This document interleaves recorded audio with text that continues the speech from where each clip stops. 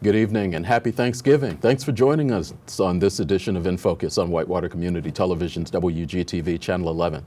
No, we are actually not that dedicated. We are not in the studio. This is not live, so we will not be taking questions during this hour-long program, but we will this is obviously a new program, but we are recording it the week ahead of time so that we can spend Thanksgiving with our families, and we hope that you and your family are having a great Thanksgiving weekend. I want to start by thanking Tim Scales, who sat in for me last week and did a great job as host of In Your Business.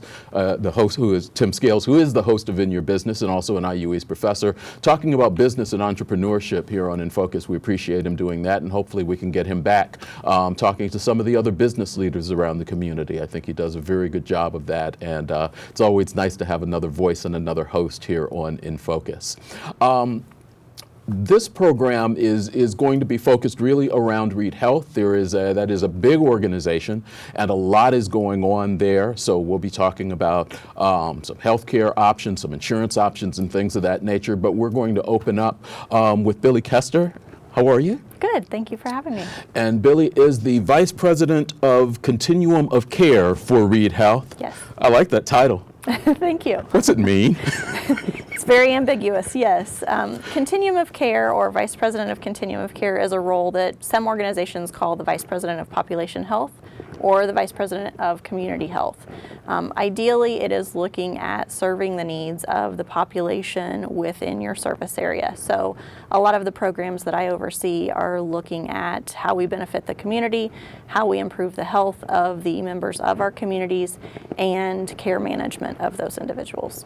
Okay, okay. Great answer. So my first question is not what I thought it was going to be. We hear a lot that this is a relatively unhealthy area in a lot of ways when compared to even other parts of the state, Yes. as well as other states. Is that an actual fact, and what bears that out? It is a fact, and there are several different things that bear that out. If you're looking at the county health rankings data, we are one of the lowest ranking counties here in Wayne County for the health of our community members. Additionally, in our service area, many of the other counties that we serve within Indiana and Ohio are among the lowest for the health rankings of the individuals in their communities. The majority of things that make that up are education level, the poverty rate, food insecurity rates, and then the chronic disease that's prevalent among our community members. The food insecurity rate, does that continue to rise in this area? We've actually shown a decrease in all of our service area counties over the last period of measurement. Okay. So that is one measure that we are seeing a difference, and very fortunate to be able to see that difference. Are the smoking rates still higher here than they are for a lot of the state? They have come down, but they are still higher than what we see across the state, yes. Okay.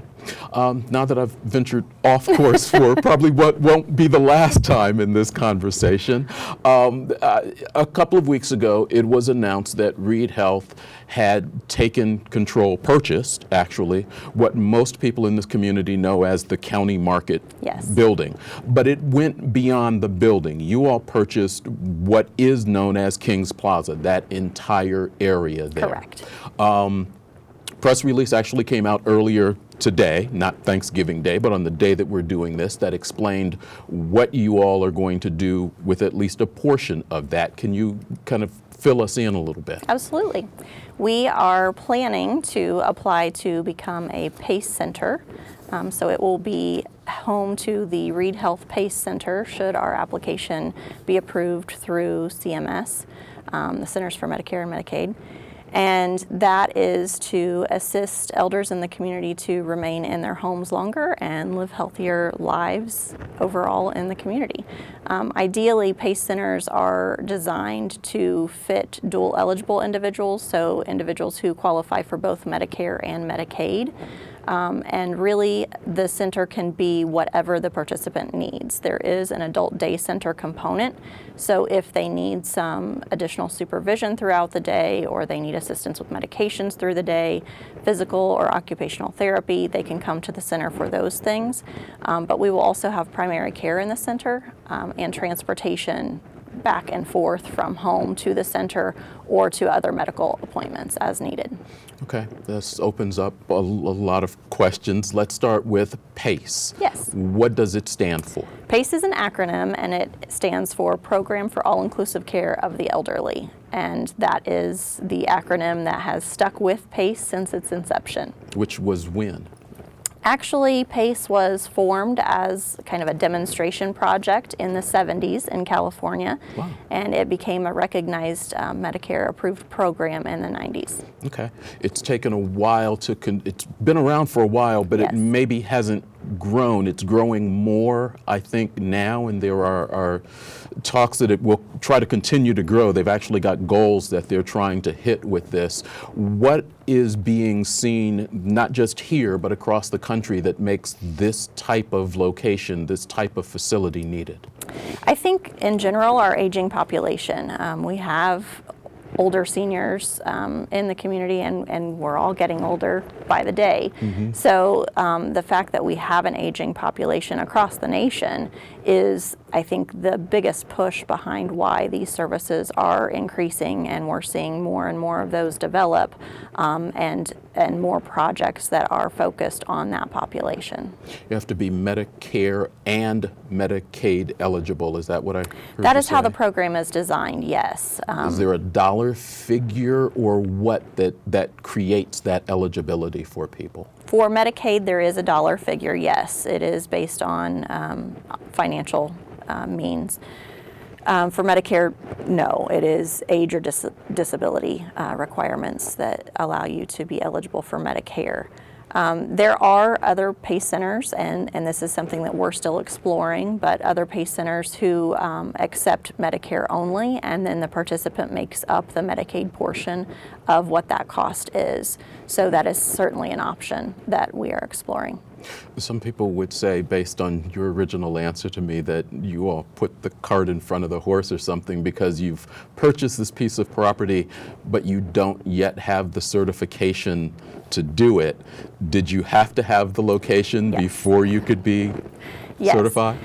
Through the application process, you have to have an address for the location. So it cannot be a site to be determined. You actually have to have the property.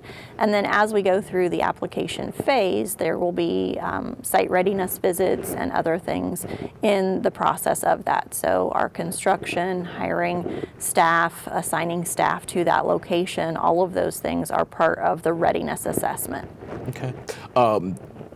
With all of the processes, with all of the hoops that you'll have to jump through, it sounds like for this application process, what is the timetable for trying to get through all of that and have a facility open?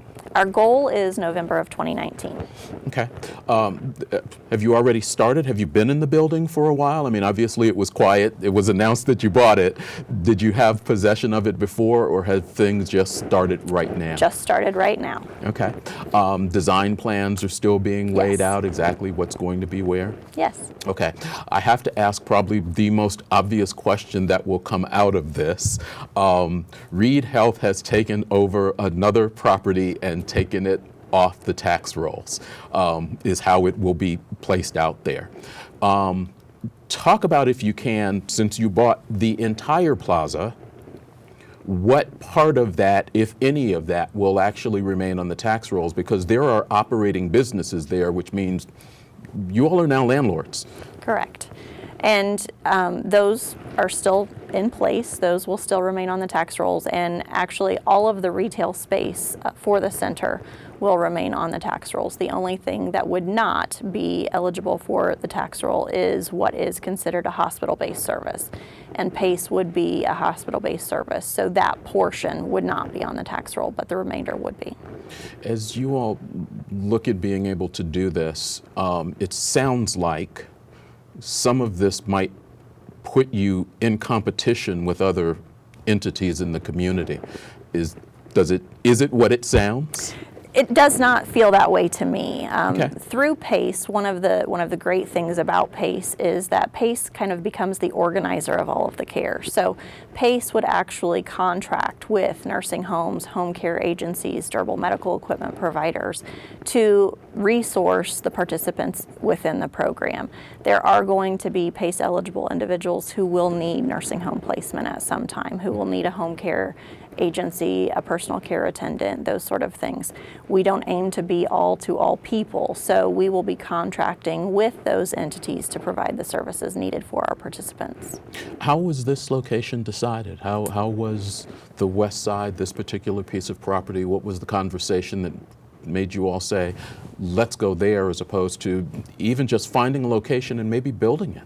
When we were looking at the feasibility study for a PACE program in this area, we were looking at where the concentration of eligible participants would be, and we are aiming to serve all of our Indiana service area counties. So this location is kind of central, a central hub, if you will, for those eligible participants. And there's easy and good access to the other counties for this particular location. So we felt like that was going to be of great benefit. Also, that's an area that has been really not utilized in the community, and we felt like we could bring some vitality to that. You've talked about, on a couple of occasions, the other regions, the other areas that you serve. The footprint of Reid Health during my years here in Richmond has continued to grow. With the PACE program in particular, what are the counties that you all will be serving with this location? We will be serving Wayne County, Henry County, Union County, Franklin County, Fayette County, Randolph County, and Franklin. Did I already say Franklin? Yes. Okay. Okay. But the footprint of Reid has even grown beyond that area. I know that there's some of the doctor's offices up in Greenville, Ohio, Yes. and other places. It was announced not too long ago that Fayette Regional down in Connorsville was having some financial difficulty. You all already had a footprint there. Does that put more pressure on you all to expand more services into that and other areas within this region? I think our goal as a health system is to serve the health needs of our community members. So that's always top of mind, and that's what we look at when we are placing services in areas outside of Richmond or outside of Wayne County. So I think as we see needs develop, we will try to meet those needs to the best of our ability. The plan for regionalism continues to grow. Are you all part of the conversation with the Eastern Indiana Regional Planning Commission and things of that nature as they talk about what this area needs from a healthcare standpoint, housing standpoint, things of that nature? Obviously, from a housing standpoint, as you all try to recruit doctors Yes. and others into this area, that has to be a concern for you all. Yes, and I know Craig Kenyon, our CEO, has been very involved in those processes. How can this area, or what does this area need to concentrate on in your mind first? Because you look at the population, you look at the health. What does this area need to concentrate on if we were going after the top three things that would make this area healthy? And health, I think, is one of those things that a lot of people don't think about, but when businesses are thinking about coming into an area, they're looking at the health of the population, the health of the workforce. So what 2 or 3 things does this area, this region even, if you want to go beyond Richmond, need to look at, to work on, to try to make the population overall healthier in general? I think it comes down to the social determinants of health. And if you look at the social determinants of health, which are education, economic status, and level of education attainment, those are the areas that we as a community and within our service area really fall short on. Poverty is significantly tied to health issues and chronic disease, nutritional status, obesity, smoking rates. So I think as a community, we need to come together on those social determinants of health and work towards improvement plans to minimize those as best we can to really impact the overall health of our communities. Does Reid feel like it has to take the lead in all of those areas, or are there organizations within the community that you all are just hoping to be able to partner with to push those conversations? And do those conversations need to happen with the community as a whole, or first with our government entities, just as a question? I think that's not something that Reid can do by themselves. So of course that is a community-wide effort, and as part of community benefit, we do partner with multiple organizations to work towards improving certain aspects of health or the social determinants of health, and I think that will continue for us as a priority moving forward. I do think it takes everyone to be on board with that and everyone to push towards that for the community. The opioid crisis obviously is one that has been talked about a great deal.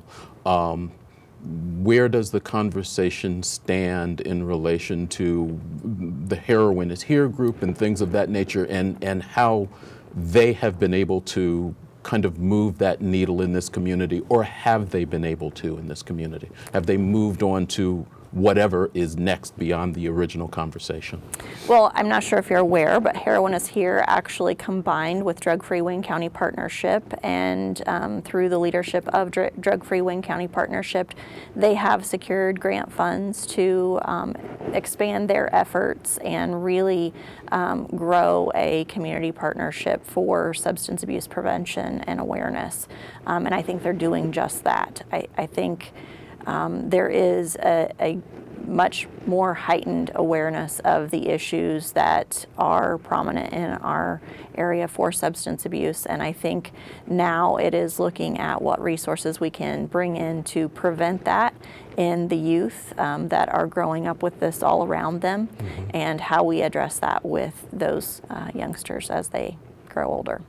As this building takes shape, I hope you'll come back. Maybe Absolutely. let us take some pictures inside, show, particularly as this goes through, and particularly when it's over, be able to provide some information to the community about what this is. It sounds like this could be another game-changing facility that can help the community, particularly when you talk about transportation, because I know that that is a big stumbling block for a lot of people in the community, particularly our elderly, that ability to get from place to place to what they need. Exactly, and we'd be happy to come back. Thank you. Thank you. We're going to take a break and be back with more In Focus on Whitewater Community Television's WGTV, Channel 11.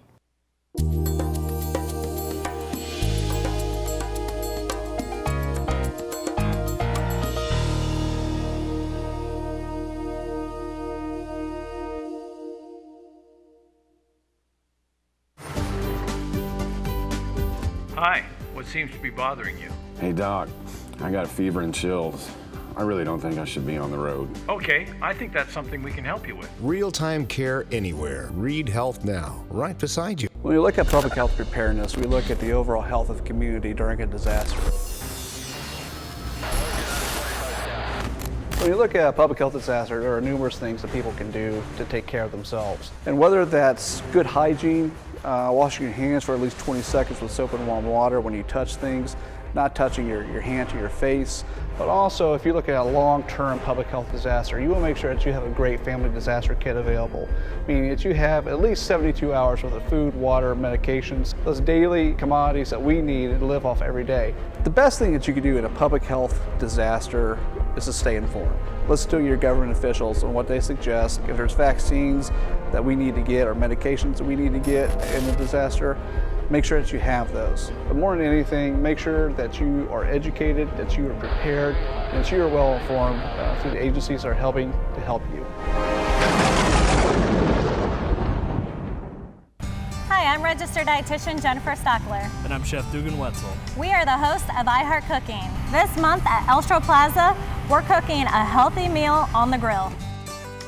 Everything we're going to do from start to finish is going to be on that grill. Absolutely. A lot of steps with this one, but yeah, it can be very easy at the same time.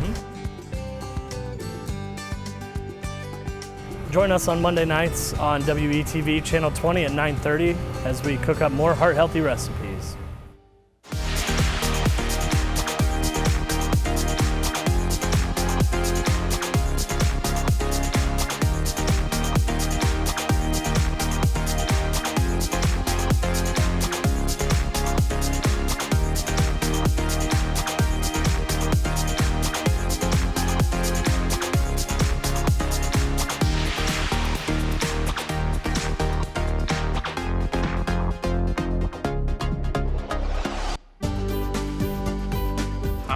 How can I help you?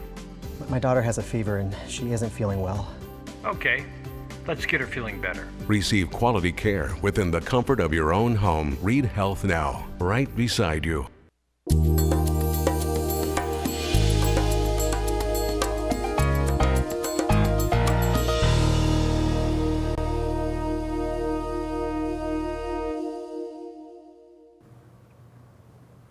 Welcome back to In Focus on Whitewater Community Television's WGTV Channel 11. Pass the cranberry sauce. I'm sorry. Never mind. Thanks for watching. We are not live. This is a recorded program. We're recording this actually the Thursday before Thanksgiving, and I'm probably enjoying another turkey sandwich. This would probably be about my third of the day. A little pumpkin pie. Anything special about Thanksgiving that you like? Oh, we travel to Ohio to spend it with my grandparents. Yep. Really? Yes, love it. Big family day? It's not very big. My uncle comes in from Pennsylvania. We head over and visit. We have a 3-month-old, so they've not met her yet, so we're headed over to visit with them. Oh, that's going to be nice. Yeah. We're continuing with In Focus on WGTV Channel 11, and we've obviously changed people in the seat. We're talking with Morgan Gunder. Morgan, your title is? I am the Community and Broker Liaison for Reid Health Alliance Medicare. I'm going to check. Did he actually get that? He actually got that on one line. Did he? Staff is so good. They're working hard to have Thanksgiving Day off. There you go. Morgan, obviously we're just being a little silly. What is it that you do? What community broker and liaison? What is Reid Health Alliance Medicare? What is that? Sure. So as my title, I do community education for individuals that are on Medicare, whether that be 65 and older and on Medicare, or have they been on disability for 24 months. I work for a Medicare Advantage plan that has partnered with Reid under the Reid Health Alliance Medicare brand. As the broker part of mine, we work with local brokers in the area who choose to contract with us to bring options, and so there's multiple individuals and companies throughout this area who can also talk about this plan. As far as what is Reid Health Alliance Medicare, so we've been around for a couple of years now. You'll probably see our billboards throughout the area. Individuals receive Medicare pieces in the mail from us. They are unfortunately bombarded this time of the year. October 15th through December 7th is annual enrollment period, so it's currently going on. We always recommend that people right now check any options that they have. This is a good time for them to look at their prescription drug plans as well as Medicare Advantage plans to see if anything has changed for them. Any types of formulary changes, which is changes to their medications, and then as well as if there's new plans, premium changes. Health Alliance is an insurance company that is based in the Midwest in Illinois. They have been around for more than 30 years servicing members. We have partnered with Reid to bring a local Medicare Advantage to this area to be able to take Reid's patients as well as our members and bring them top-notch care in this area. Okay. Because I like to, I'm going to deviate here a little bit because this show tends to be a lot of times a learning experience for me.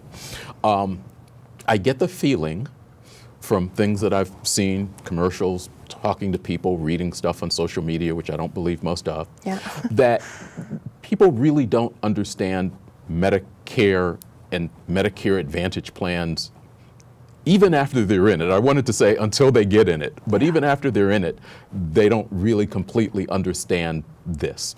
Is that true, and why? What's the difficulty? Yes, so it is very much true. As a part of my role as a community liaison, I do a lot of education. So sort of outside of annual enrollment period, that October 15th through December 7th time period, I do education for helping individuals try to understand their options, whether it be they're getting ready to retire, whether they're already on Medicare and they don't quite understand their options, just as the observation you made.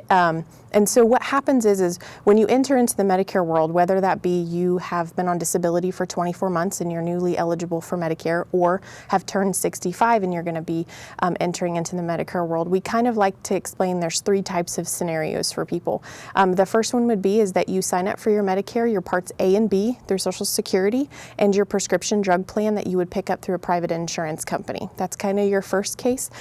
Your second case would be you take your Medicare's part A and B, again through Social Security, and then you pick up a supplement plan, and then you also look for a prescription drug plan. So those are 3 types of companies that you would deal with.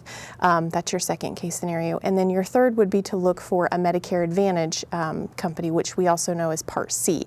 And that takes your Medicare's Part A, B, and D prescription drug and puts them into one package. And so that is what I do. Oh yeah, that was easy. Everybody's going to understand got it, that. right? Yeah.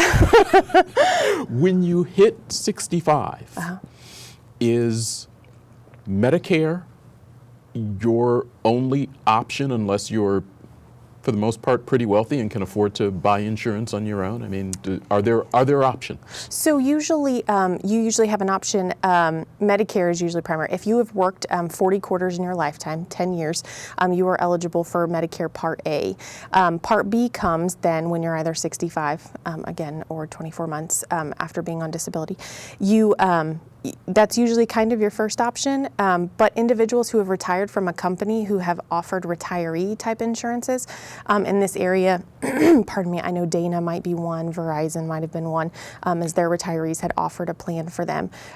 So we generally try to tell people, if you have a retiree plan, really talk to your benefits manager about whether that's an option for you to leave, because some people might wonder if another plan is more beneficial to them. Everybody's looking for savings around that time. Yes.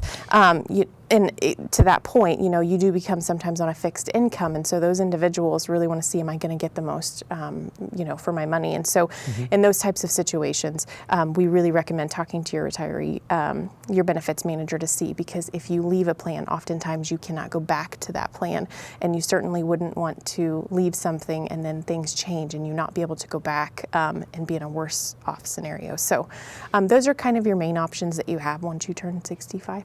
Are you finding that most people don't really think about this until they hit that number and it's there? Yes. Yes, there are individuals who kind of think about it early on in advance.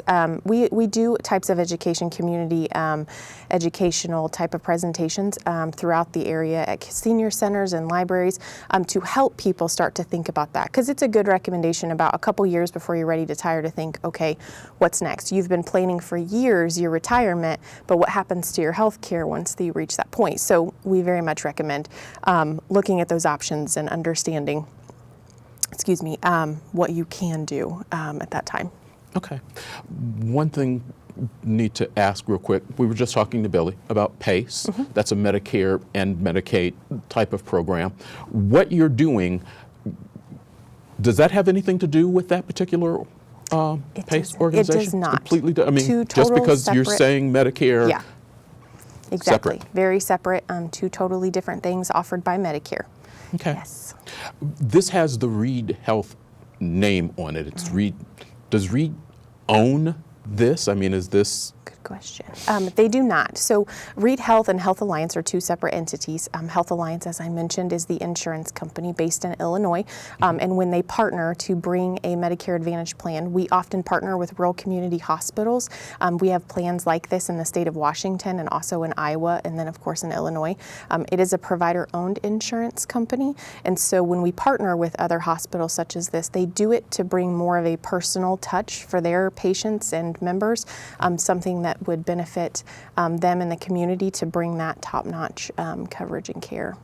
Are there certain areas within the region or the state that this plan is available and that it covers? Yes, good question. We are in Reid service areas, and that includes Wayne County, Randolph County, Henry County, Fayette County, Franklin County, Union County in Indiana, and then Darke and Preble counties in Ohio. Okay. I'm not 65 yet, so I haven't gotten completely into this.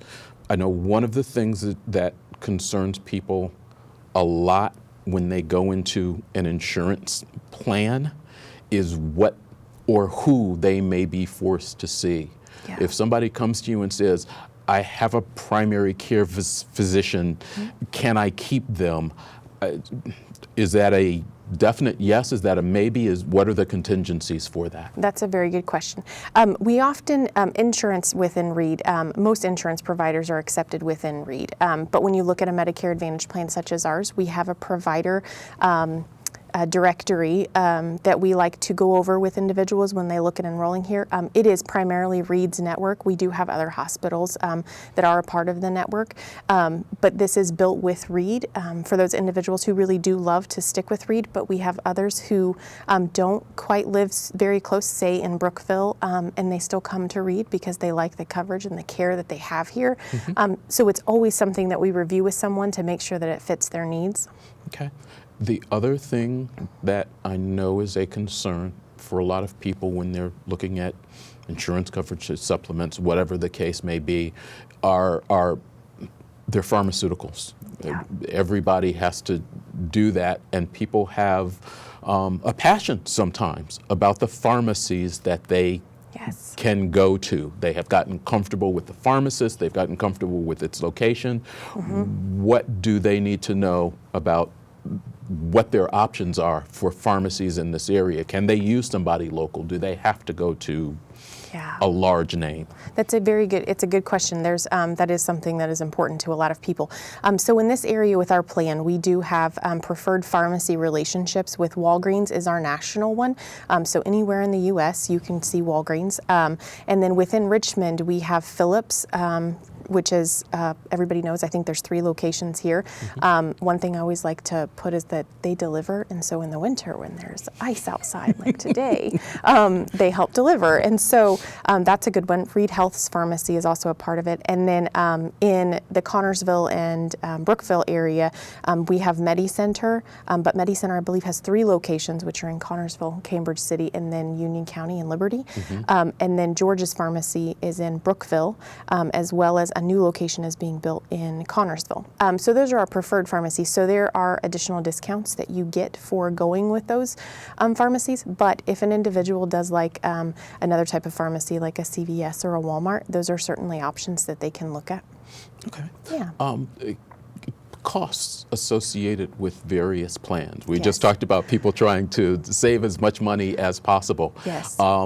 There's options, I assume. There are. And the options have various costs. Is it easy to figure out the best plan for someone? Yes, and so that is something we really like to talk with people individually. We love for them to come into our office, our local office, or give us a call, and I'll let you know what the phone number is at the end. It's a case-by-case scenario. We very much like to take the personal touch and sit down and have a conversation with someone and help them better understand what meets their needs the most and what fits for them. Sometimes this isn't always a one-size-fits-all, and so we don't ever say that we are. We just like to see if this is something that works best for their current needs, and then we evaluate from there.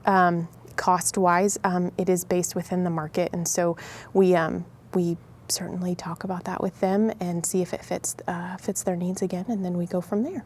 Now, does this have anything to do with the marketplace plans that came in through the Affordable Care Act, or is this again something completely separate from that? Yep, it is a Medicare. It is just with Medicare, not a part of the marketplace. Okay.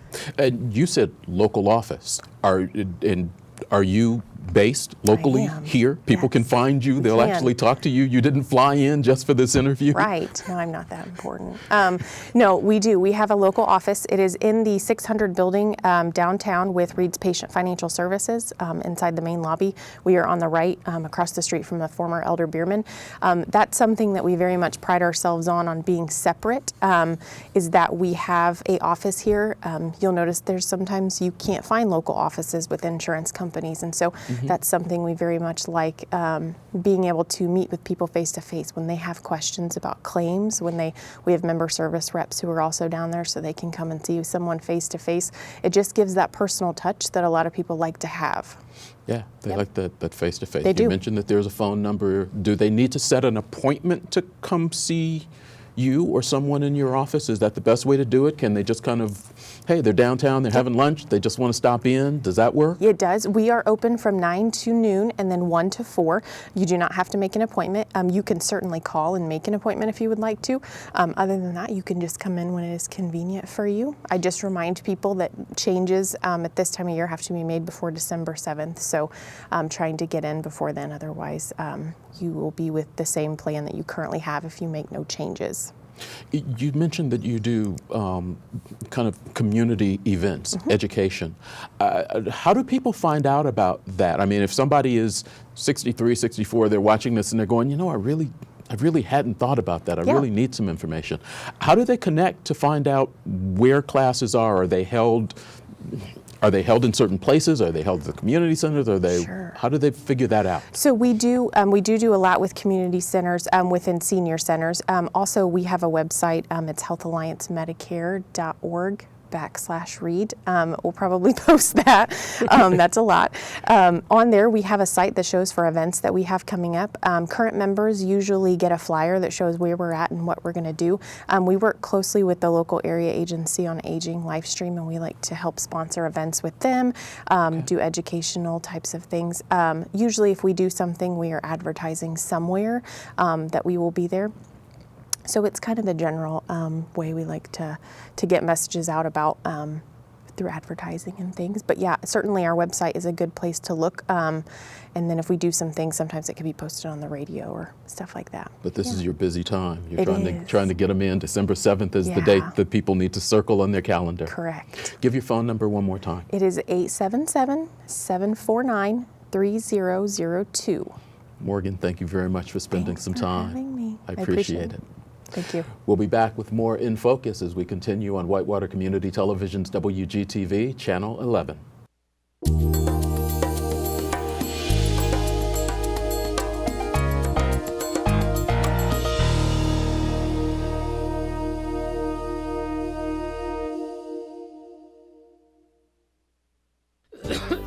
Well, let's see if we can't get someone on here.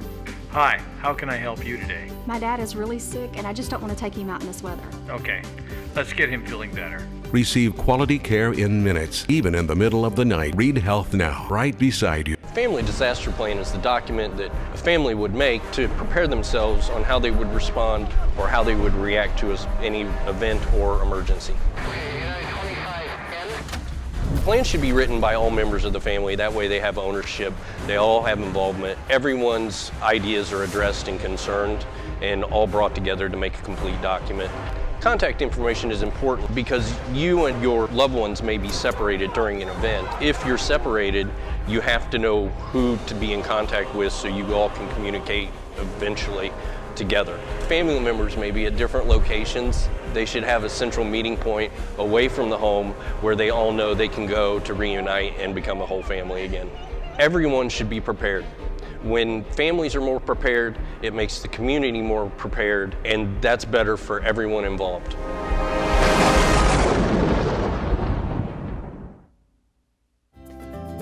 Hi, I'm Sherry Harlan, program host for Reid Beside You.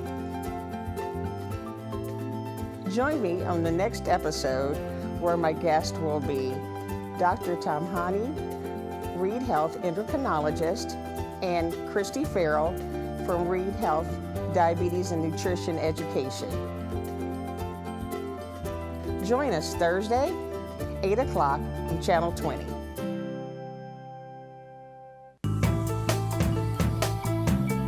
Hi, I'm Professor Tim Scales and the Director of the Center for Entrepreneurship here at Indiana University East, but most importantly, the host of In Your Business. Join me this month when my guest will be Laura Lee Heights from Stratified. All of the things that I'm doing for somebody else, I still want somebody to look at that outsider's perspective.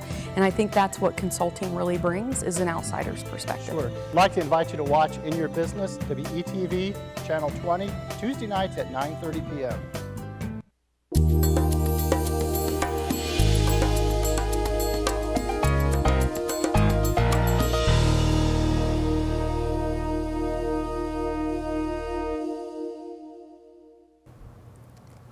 Welcome back to this Thanksgiving edition of In Focus on Whitewater Community Television's WGTV Channel 11. I'm Eric Marsh, Executive Director of Whitewater Community Television.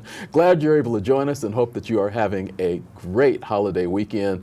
You're probably sitting in the middle of the floor right now, papers all spread out going, I want one of those and one of those, and the Black Friday deals are open.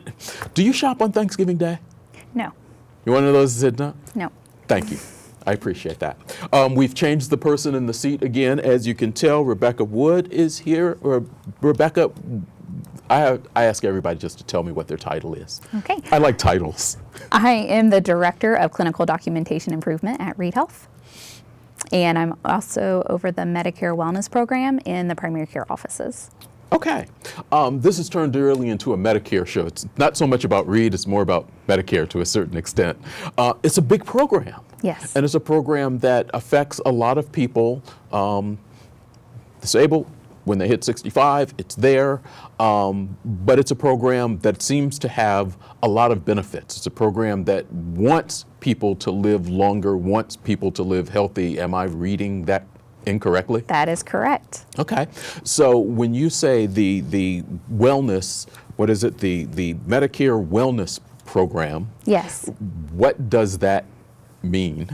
So the Medicare Wellness Program is a visit between the patient that is eligible for Medicare. So once you're on Medicare, you'll have these visits with an RN or an LPN, and it sits down. It's really just an interview that you're having with a nurse. I'm not going to get a shot. No. So you just sit down. It's very informal.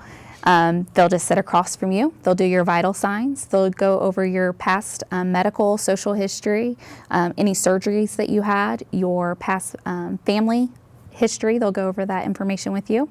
They'll do a depression screening. They'll do a health risk assessment. I'm sorry, they'll do a depression screening. Yes, they do a depression screening just to make sure that you're not having any depression. The majority of the time, the patients get a little uneasy with that question, but it's really just to determine if there's anything going on at home that you really want your provider to know about, or if there's any gatherings or social events that you could be a part of. We do hand out a lot of brochures to help people in the community get involved in more community benefits. And so we can always recommend different sessions that a person could go to in the evening time or during lunchtime to have some more social interactions. It's difficult for people at times getting older, isn't it? It is. This sounds like a program that's designed to help people transition more easily. You know, you go from a teenager to a young adult, and from a young adult and this sounds like that next transition phase that some of us, as we get closer to it, some of us closer than we like to think about, have a hard time with. We almost want to deny that we've reached that point. Yes, these visits are very beneficial for patients because it promotes health. So when you go to these visits, the nurse will develop a personalized prevention plan with you. So it gives you a list of when your next vaccines are due, when you need a colorectal screening, diabetic screening. It allows you to talk about how many fruits and vegetables you're eating every day, if you have a fall risk, if there's any rugs on the ground that you need to be careful of.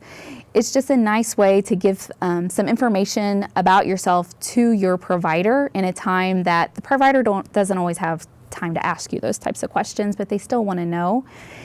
And it gets you out of the house, and then it motivates you to be interactive with other people and to start exercising and eating healthy. You want to be healthy, and the longer you're involved in healthcare and want to make sure that you're promoting a healthy life, you're most likely going to stay healthy a lot longer than other patients. How long has Reid been doing this, and why did they start? So this program was implemented about 4 or 5 years ago. It started out a little bit slower. We now have 7 full-time RNs or LPNs that complete these visits in the primary care offices. And it's just a way for Medicare to, the reason that it came about was because Medicare wanted to promote healthy lifestyles for these patients. And so the providers started doing research and realized that how beneficial these visits are for their patients. And that's why Reid decided to go ahead and go down that route. Do most of the patients realize how vital or important these are? I mean, it's, you know, you go to the doctor's office and you know, sometimes you feel like, okay, you sit in the waiting room, they call your name, you move to another chair, they call your name, they take you into the room, the doctor comes in, they wrap you on the knee once or twice, they feel your elbow, and you go, what, that's it? Yes. We're starting to get there. So we've had a lot of people in the community refuse these visits because they don't understand the full benefit. They become frustrated or aggravated that they don't see the provider. during these visits, their physician or their nurse practitioner during these visits. But the more we get that out there and start talking to the community, and when we have patients that really enjoy these visits and understand the benefits, having them go out and talk to their peers in the community to talk about the benefits of the visits, I think we're starting to get more and more people involved in the importance of coming in for their Medicare wellness visit or interview. And when we were talking off air, you made the point of calling it an interview. Yes. Not an office visit, but more of an interview. And that's the way you all want this to be perceived. They're not rushing in, rushing out. They're not rushing you to the next thing. It sounds like some time is actually taken with the person really to understand who they are and who they have become and what their needs completely are. That's correct. Okay. As this program ramps up, as people get farther into this, what are, besides the health benefits, what's the gimmies? Come on, there's got to be some fun in this deal, right? So we are working on something for 2019 for additional fun things for the patients that come in to do the visits. But they do, as of right now, get this wonderful wellness bag. So anytime they come in for a Medicare wellness visit, they get a bag along with a mug that keeps your items hot or cold. Bag, pretty bag. Hold it there. Oh, okay. Now you're going to switch cameras on me. There, okay. You get a first aid kit that you can keep in your purse or in your pocket if you're a gentleman. We also have a pill opener and a bottle opener, which is really nice. And then we have an opener for another types of pill bottles. And then this little device, you actually put your toothpaste, and then you can kind of squeeze up so you don't have that person and squeezing the toothpaste right in the middle. That's cool. You can actually squeeze that up. And we also have a keychain that is a flashlight, but those keep getting swiped when I go to fairs. So the patients really enjoy those keychains with a little light on it. So I don't have one of those today to share, but this bag will be changed every summer. So we implemented the bag the end of July. And so if you already had your wellness visit this year, you should have received your bag. And then this will be the same bag that you'll get through the end of July. And then in August of 2019, we'll have new items in it. So you will get a different bag every year that you come. And the idea is that this is an annual visit. This is not okay, I turned 65, Medicare wants to hear about me, and beyond that, they don't care about me. That's correct. This is a visit that we want you to have every single year. So if, for example, if I had my visit in November of this year, I would schedule my visit for November of next year and every single year. Now, if you're going to be out of town in November and you can't come, we don't want you to schedule it before November. We're going to wait until December of the next year to schedule that, because we want to wait a full year before we schedule you another visit.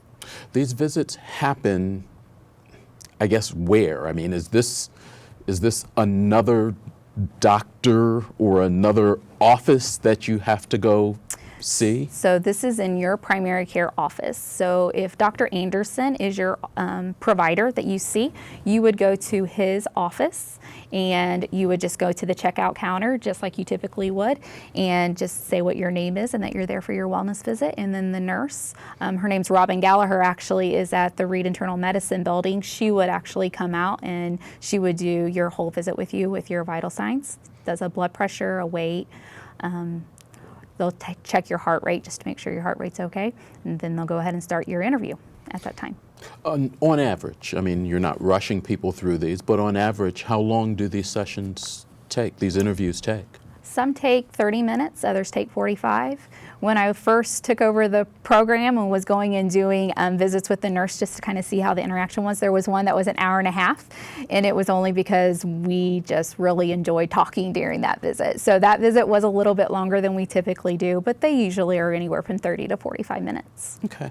And what are the types of things, I know you mentioned it before, really what are the types of things that they are looking for and that people should prepare? Should people bring information? I mean, you get the robocalls, you get the calls. Okay, you have a visit, you need to bring your medicines, you need to bring, are there things that people need to bring to these?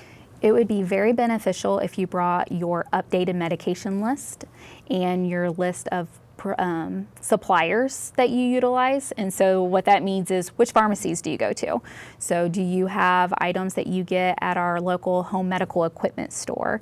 any of that type of information, if you have a detailed list of your past medical history, your family history, any surgeries that you've done, all of that information is very beneficial. Some of the offices actually send out questionnaires before you come, and it asks all the questions for you, and if you fill that out and bring that in, the visit goes by much, much quicker. So some of the questions that they may ask is, have you been to the hospital since the last time we saw you? Do you have a living will? Do you have rugs on your floor? Do you eat 4 servings of fruits and vegetables every single day? And if you answer yes, yes, yes, and you're truthful on those, then we go ahead and fill that in. We'll kind of review that with you. And then if you do have rugs on your floor and you could possibly be a fall risk, we're going to ask you to make sure that you have those secured down so you can get the double-sided tape. So we do education during those sessions also. If you have any heart concerns, but you eat a lot of TV tray dinners or a lot of canned vegetables, we're going to encourage you to when you go to the store, look for the no salt added or the low sodium. So we just give you any type of education that's tailored to you and have that discussion with the patient while they're there. You said some people didn't want to do these, didn't see the benefit of them, maybe didn't start them. Let's say got to Medicare 65, I wasn't really feeling this one. Yes. 66, I wasn't really feeling this one. Okay, I'm 68 and I'm starting to feel like I want to do that. How do I get then involved? I've declined this up to this point. Is this something I have to ask for? Are you all looking through a patient list and saying, okay, this person declined, they declined again, but we're going to give them another opportunity? How is that interaction work?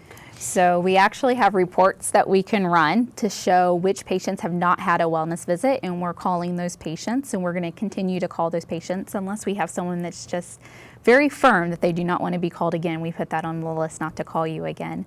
But if you haven't heard from us and you would like to go ahead and get a wellness visit, go ahead and call your office, and they would be more than happy to schedule a visit for you. And you just call your primary physician's office to do this. This is not a different office, a different group of people or anything of that nature? No. And you would see the same wellness nurse every year that you go in. As long as that wellness nurse is still in that office, you're going to see that same person. So you'll begin to develop a relationship with that nurse. Okay. You mentioned lunch. Yes. There's lunch? Well, we don't provide lunch at this time, but we have noticed that a lot of the patients that come in, they make it a day activity. So they will come in, they'll do their wellness visit, and then they'll grab their girlfriends and they'll have lunch at, Red Lobster or something for the afternoon. That might be a great thing to add to our bag, is to have a $5 lunch card in there so you can go eat lunch in the Reid cafeteria. That's always something that we are willing to do. Give us examples of things that you would like in the wellness bag. So I've been talking to a lot of patients in the community that have come in and they all enjoy the bag, but I'm like, give us more items that you would like in the bag. We can change things out. If you don't want the little toothpaste thing, we can take that out and put something out. I think the little toothpaste thing, that was good. That even got a message in my ear that, So if that's missing at the end of this segment, we'll know where it went. You'll know where it went. So. What haven't we touched on that, as I've clowned through this, that you really want the community to know? What is the most important thing that should be a takeaway for them about this program? Give it a chance.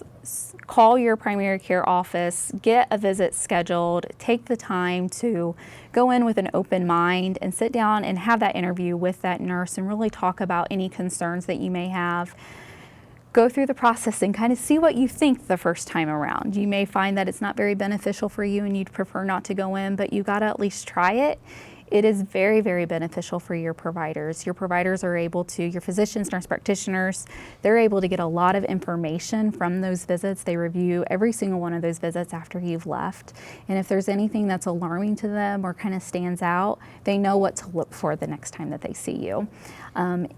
It's just it's a beneficial visit for these patients, and I would just encourage anyone to get their visit. Okay. Rebecca, thank you very much for spending some time. I greatly appreciate it. You've been a great sport while I've Thank you very much for having me. No problem. And it was very easy, very painless. Yes, not as bad as I thought. So see, people are scared to come talk to me. I'm not sure why.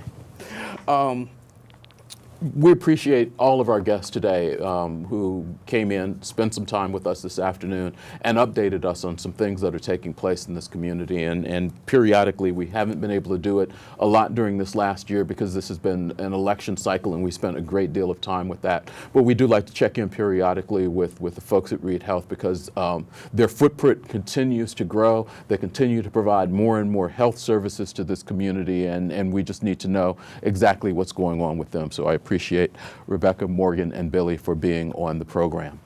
I want to remind you that if your not-for-profit organization has an event coming up that you want the community to know about, we are here to help you do that. You can send your information at least 2 weeks ahead of time. If you send it 3, that's even better, but send your information at least 2 weeks ahead of time to us. If you've got a flyer that you're putting out, just email us that flyer. Email it to wctv@iue.edu, and we will get it up on the community bulletin board for you. And again, there is no charge to not-for-profit organizations for that. A couple of things that you should be aware of that are going on in the community. 120th, and it's hard to believe that, but the 120th annual exhibition of Richmond area artists is taking place at the Richmond Art Museum. That started on November 8th, and that will go through January 12th, 2019. If you want to see some of the work of local artists, go visit the Richmond Art Museum. And if you haven't been there for a while, then that is just another reason to go and take a look at truly one of the great organizations and activities in this community, a great thing. I mentioned laying out on the floor and doing some shopping. As you think about your Black Friday shopping and your holiday weekend shopping, think about shopping locally with some of our small businesses. This is Shop Small Saturday, this coming Saturday, and the Richmond Area Chamber of Commerce and everybody else asks you to think about our small local businesses and definitely support them as we go through this upcoming weekend. Something that I think is really great and I'm excited to see is the Dream to Discovery inside NASA. It's taking place at the Joseph Moore Museum on the campus of Earlham College, running the 23rd, 24th, and 25th. There are movies that will run 9, 10, and then on the hour between 1 and 5. If you're looking to get the kids out and do something fun, take them there and do that.